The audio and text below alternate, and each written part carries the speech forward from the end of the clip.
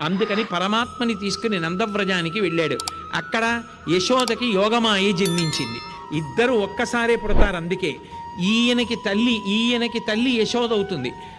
తల్లి ఆ యశోదకి ఆమె పుట్టింది. అంటే ఇద్దరికీ తల్లిదండ్రులు ఎవరయ్యారు? ఒక్కళ్ళే అయ్యారు. ఆమె ఇక్కడికి వస్తుంది దేవకీదేవి దగ్గరికి.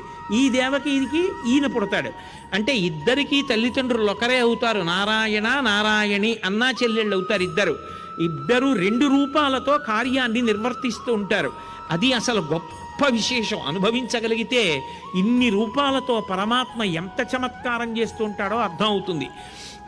అందుకని తీసుకెళ్ళి ఆ ప్రసవమై ఆడపిల్ల పుట్టి ఉన్నది, ఆడపిల్ల పుట్టిందని కానీ ప్రసవమైందని కానీ ఎవ్వరికీ తెలియదు. అది యోగమాయ అంటే.